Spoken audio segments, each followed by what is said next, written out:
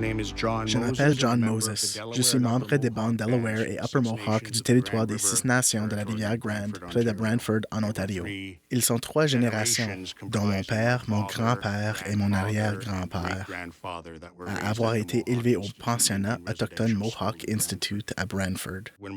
Quand mon arrière-grand-père, Nelson Moses, était au Mohawk Institute dans les années 1880, on y offrait principalement une formation de missionnaires où que les jeunes hommes et femmes de la réserve des Six Nations deviennent membres du clergé et du personnel enseignant autochtone avec l'intention d'envoyer des Amérindiens de l'Est faire du missionnariat et enseigner aux Amérindiens de l'Ouest. Quand mon grand-père, Ted Moses, y était dans les années 1910, c'était au plus fort de la Première Guerre mondiale et l'établissement suivait essentiellement le modèle militaire en ce qui a trait aux normes de discipline mises en application. Quand mon père, sa sœur et son frère y étaient dans les années 40, c'était en pleine Deuxième Guerre mondiale et les autorités avaient abandonné l'ambition de fournir aux enfants une formation ou une expérience éducative. Ils souhaitaient surtout maintenir les activités de la grande ferme afin de contribuer à la production de nourriture pour les soldats canadiens. Les enfants ne profitaient jamais des fruits de leur labeur sur la ferme. Ils étaient là pour fournir la main-d'œuvre. La photo de mon père et de sa jeune sœur Thelma, ma tante Thelma, a été prise en octobre 1943 durant l'une des visites mensuelles de 15 minutes permises entre frères et sœurs. Dans les pensionnats, du moins au Mohawk Institute, les garçons et les filles vivaient essentiellement chacun de leur côté. Et mis à part de ces visites mensuelles entre frères et sœurs, ils ne se côtoyaient pas. Les garçons travaillaient la terre et certains étaient envoyés dans les usines de Brantford, convertis pour subvenir aux besoins de la guerre.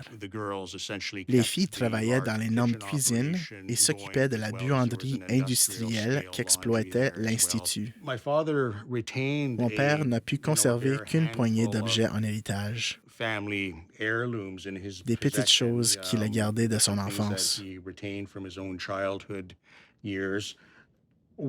comme ce hochet en métal.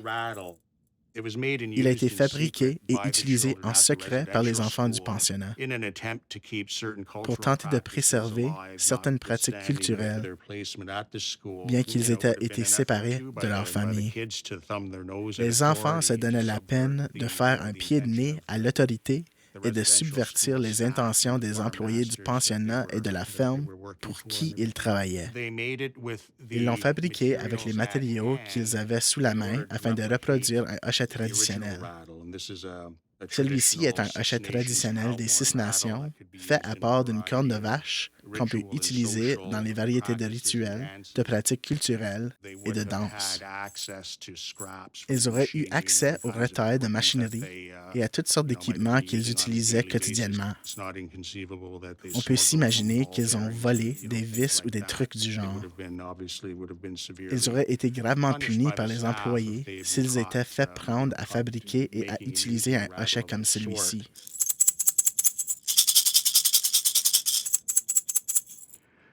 Ce n'est pas tout à fait le même son, mais ça démontre bien la résilience des enfants et la créativité dont ils ont fait preuve pour préserver leur culture.